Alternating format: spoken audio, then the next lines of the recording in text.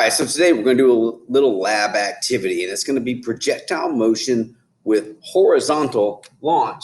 Something like our problems where we had, for example, a ball that was kicked horizontally off of some high building, and we calculated how far it landed away from the base of the building. Well, we're going to do this actually physically here in the classroom today. We're going to make a projectile that is launched horizontally.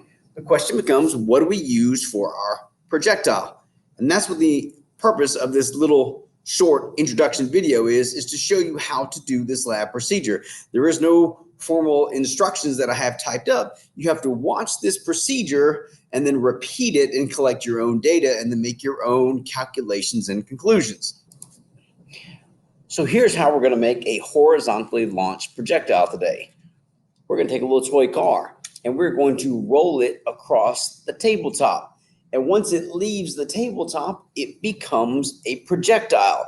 And all of these calculations that we've done with projectile motion and objects in free fall would then pertain to this car. So here's what we're going to do. We'll have the car on the edge of the table, and we need to give it some initial velocity to get it going that way. We want this to just be horizontal, so that's why we're launching it from a flat tabletop. So I can do something like this. I can just push the car, and it becomes a projectile. It goes through the air and lands on the ground over there somewhere. Here's the problem, though. We need to collect some data. We need to measure how far away from the edge of the table did the car land. That's pretty easy to do. We'll just take a meter stick, watch where the car lands, and then record that data. So, like any good science experiment, we want to be able to have reproducible results. We need to do the same trial over and over again so that we get good, clear, consistent data. So, I pushed the car off the table once, measured where it landed, and then I do it again. And I'll come up here and I'll do it this way. Now, you should have noticed something was a little different there. I didn't push the car the same way. I gave it a different initial velocity, which means it had a different range, a different distance in the x direction. Well, that's a problem because in a scientific experiment, I need as many things to say the same as possible. So I need to make sure I have the same starting velocity every time. Well, how am I going to do that?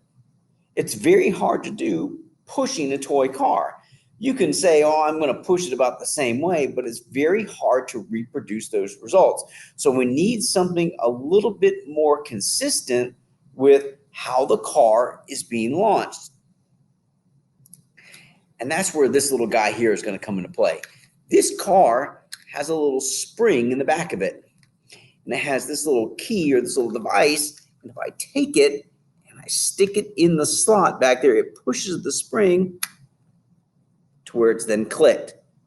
If I then push on these little tabs here, it will release the spring, which then propels the car forward, giving it an initial velocity.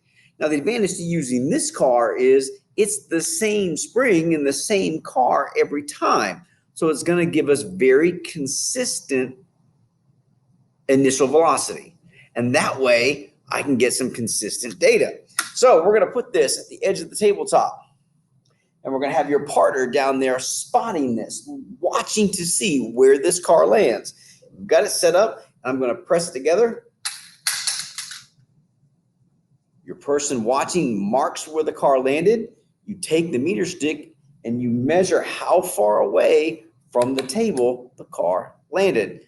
That's a distance in the x direction, which is also called the range. Now you want to do this about at least 3 times. 3 times where you get fairly consistently close data. If the key gets a little hung up one time and only goes half as far as it did before, or you accidentally hit it, or you aim it up, whatever, you need 3 data points that are all very similar to one another to give us good results. So you might have to do this a couple times until we get 3 points that are about the same. Then we'll average those and get an average value for our dx, or our range. All right, so now I have launched the car horizontally, and I have seen what its range is, how far away it lands from the base. But I don't have enough information yet to use my kinematic formulas. I could do this. I could time with a stopwatch how long the car is in the air. The problem is with timing is you get a lot of stopwatch errors. You know, our thumb's too fast, too slow. Did you hit it exactly when it hit the ground, or are you guesstimating? So handheld timing is not reliable data. So what can we measure here is the height of the table. Now, why is that important? Well, this is the y dimension.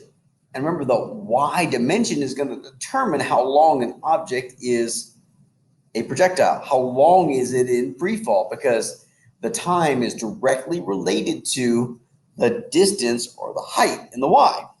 So we're going to take our meter stick, and it's very important that we get the height of this table, because once I have the height of the table and the range in the x, I can calculate everything I want to know about that car's motion as a projectile.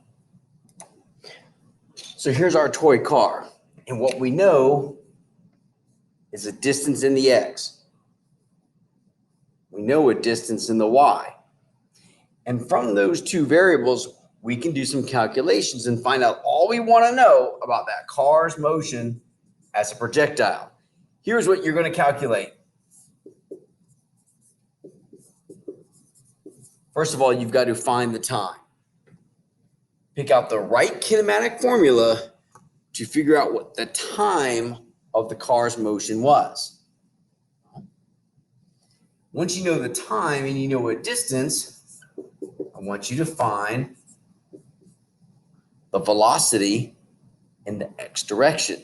How fast was that car going when it came off of the table? Finally, I want you to find the final velocity in the y. With what speed does that car hit the ground in y at the end of its path?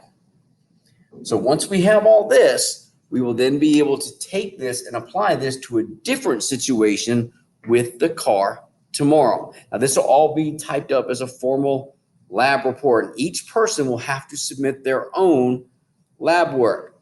For those of you who are at home, one of you at home is going to be paired up with two people that are here in person, and you will be watching and getting the data from the people that are here and then using that to do your lab report. So at this time, if you're present in class, you can pair up with whoever you want to pair up with, and then pick a partner, take someone who is at home, come see me for your toy car, and we'll get started doing the lab procedure, collecting the data, and doing the lab calculations.